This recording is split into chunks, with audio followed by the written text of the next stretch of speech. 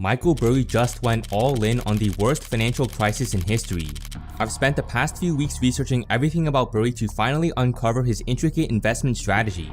Burry made hundreds of millions on the dot-com bubble in the 2008 recession, and he now believes he can make billions of dollars in the coming months. If you search up Michael Burry's portfolio online, you can find Burry's disclosed holdings pretty easily. That is just what Burry wants you to see. Burry holds 11 stocks worth a total of $165 million and options contracts worth roughly $3 million. Burry's total public holdings is roughly $168 million, but according to Burry's Form ADV, he manages $291 million. So where did Burry invest the remaining $123 million? This video will explain exactly how Burry just went all in on the incoming market crash.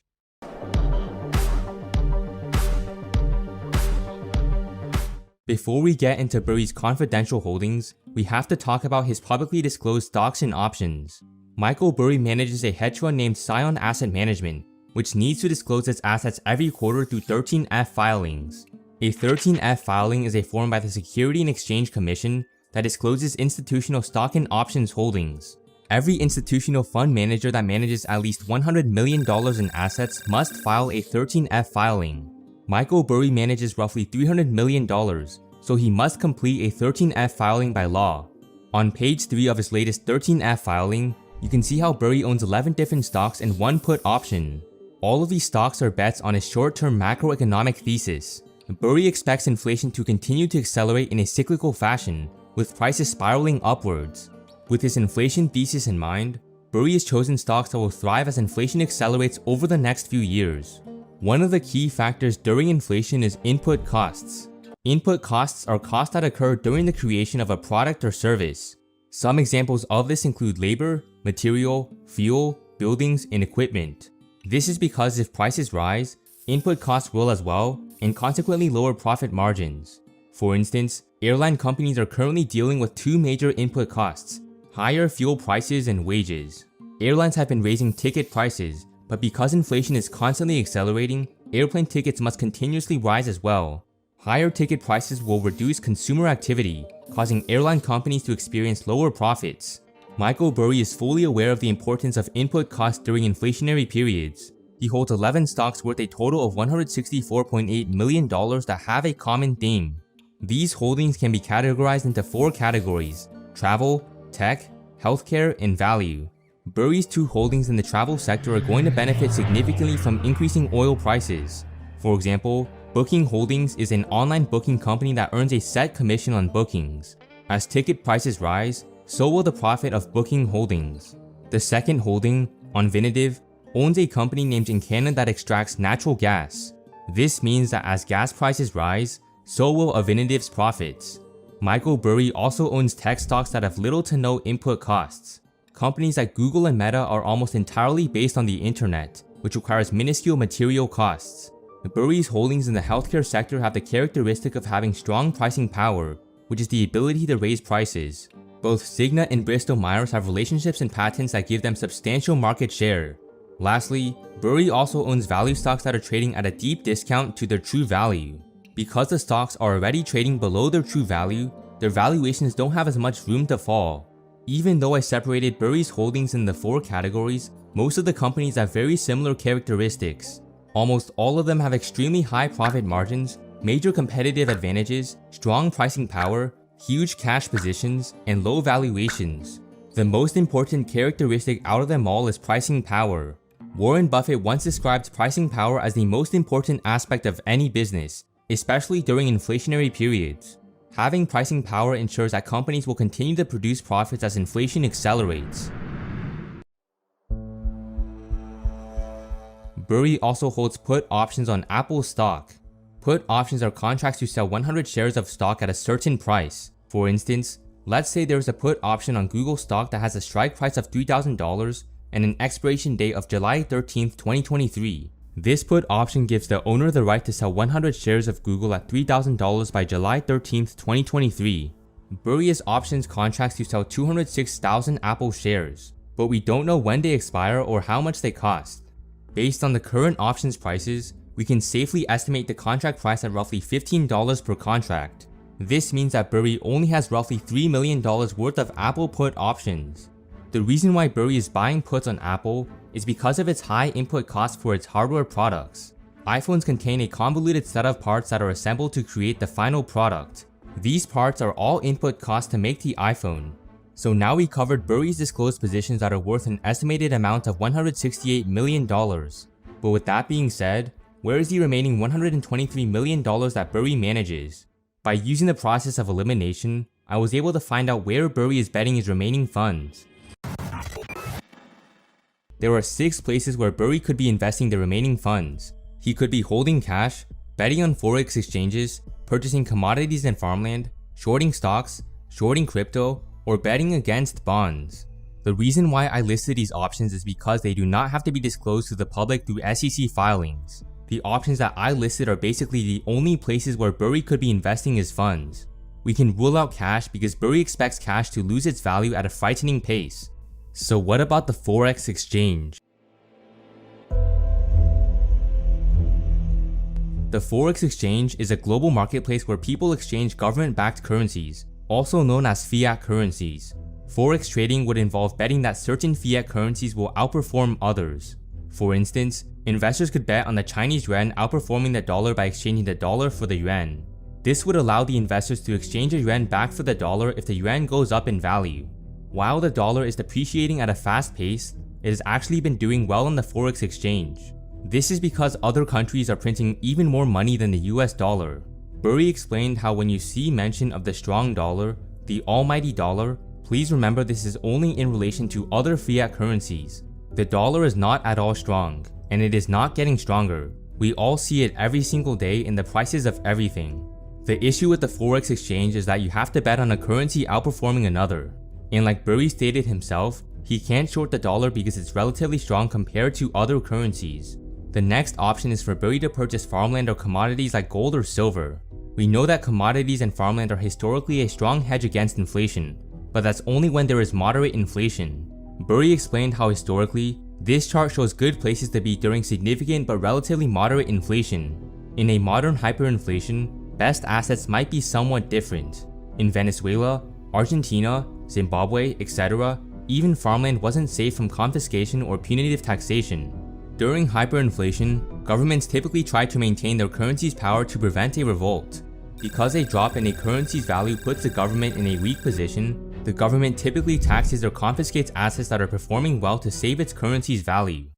In December, President Hugo Chavez expropriated this 4,000-hectare cattle ranch from one of Venezuela's wealthiest families. Burry expects double-digit inflation rates for the dollar, which would put the US dollar in a tight position. Burry further explained this concept in another tweet by saying, "In an inflationary crisis, governments will move to squash competitors in the currency arena. $Bitcoin #gold. With these tweets in mind, we know that Burry likely doesn't hold any commodities or farmland. Taking on the extra risk of taxation or confiscation simply doesn't make sense for Burry. The next option for Burry is for him to short stocks. Considering that Burry thinks stock prices will crash, it's likely that he's shorting speculative stocks. Burry once stated that top to bottom, Microsoft traded 5.2x its shares outstanding by 2002, 3.3x by 2009, and 0.5x so far.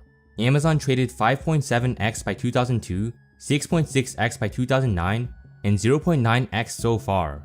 JPM traded 3x by 2002, 5.9x by 2009, and about 0.7x so far, etc. Enough takes time. Michael Burry clearly thinks that stocks are going to fall dramatically in the short term, so it would be logical to assume that he is shorting stocks. He once held Tesla put options before exiting in October 2021. The hints point toward the fact that he likely switched over to outright shorting instead of put options. This is because the options premiums became too expensive. In the same month that he exited Tesla put options, Burry tweeted, "Meaningful cognitive dissonance in the market.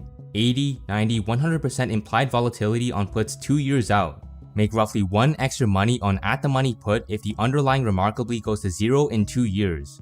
Did not used to be a thing. Now, relatively common, despite the all-time bull market. The options premiums were so high that even if stocks like GameStop went to 0 in 2 years, put option holders would still only be up by 100%. That is just ridiculous because shorting is a much better option in that situation. Shorting a stock gives you the same upside of 100% while having no expiration date. Shorting is when you borrow shares of a stock and sell them on the open market. Short sellers will then have the goal of buying those shares back at a lower price.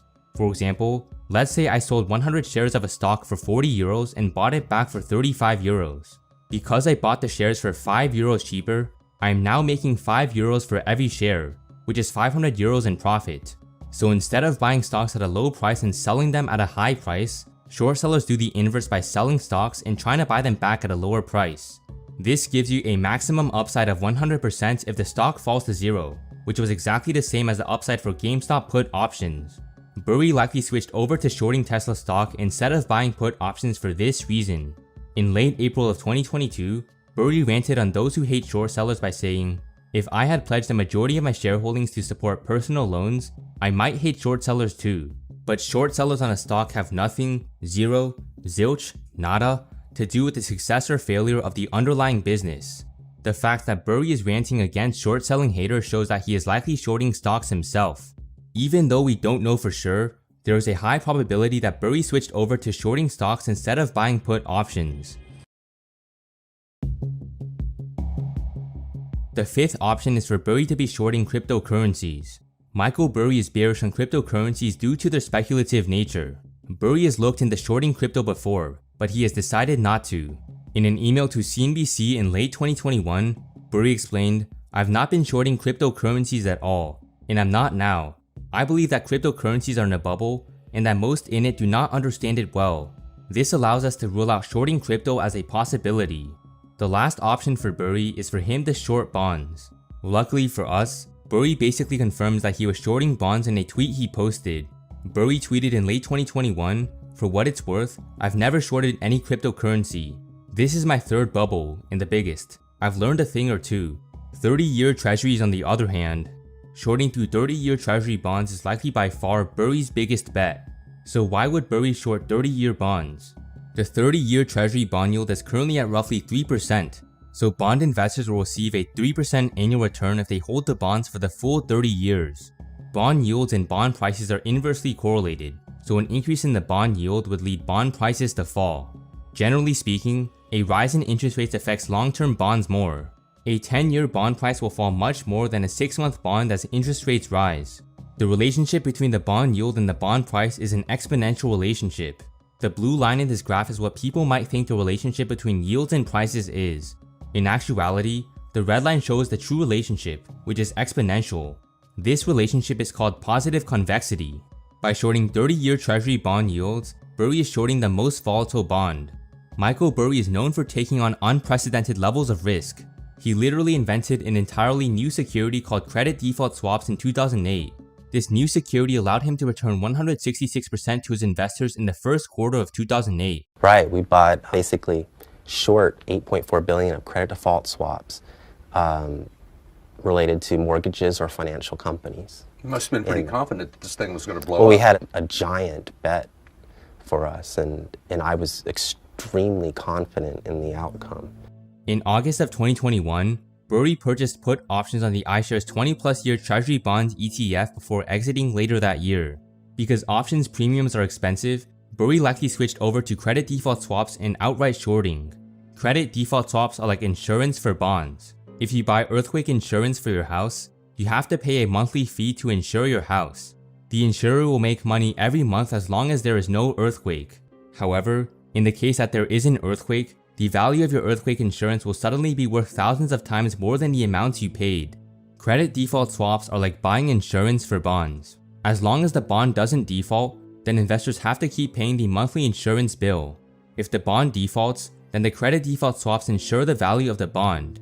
Just like how earthquake insurance is valuable during an earthquake, credit default swaps are extremely valuable during a bond market crash. Burry made hundreds of millions by buying credit default swaps in the 2008 recession. Now he believes he can make substantially more because the government can't bail out companies like in 2008. Burry tweeted, regarding residential mortgage-backed security credit default swaps, ancient history. But because my investors revolted, I was completely out of the trade before any bailouts. And I hated the bailouts too. AIG should have been allowed to fail, and Goldman Sachs with it. Today's narratives would be very different. Burry got lucky last time because he was forced to sell his credit default swaps before the government bailed out vast arrays of companies. That being said, he knows that given the current political narratives, the financial infrastructure won't be bailed out for the second time. This brings us to the possibility of Burry buying credit default swaps on corporate bonds. Corporate bonds are bonds that are tied to a corporation. Corporate bonds tend to carry higher interest rates due to the increased possibility of a default in comparison to the US government. During the 2008 recession, Burry purchased credit default swaps on mortgage-backed securities because he believed that the housing bubble would pop. Now he believes that the traditional financial infrastructure will fall apart, so it wouldn't be far-fetched for him to be shorting banks through credit default swaps. In addition to credit default swaps, Burry is also likely shorting 20+ year treasury bond ETFs like ticker symbol TLT.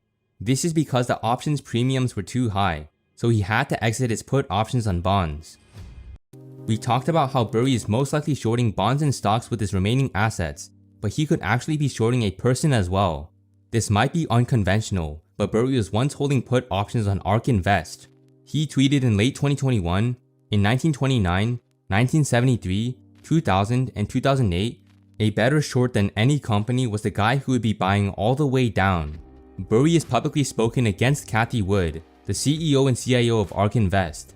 He also once held put options on $31 million worth of ARK Invest shares. It's possible that Burry is shorting ARK Invest through a short position rather than put options. Burry always makes contrarian bets, and his latest holdings are no different. He turned $1.7 million to $270 million by investing in GameStop before everyone else. His bets are so strange and lucrative that the SEC always investigates him for potential wrongdoings.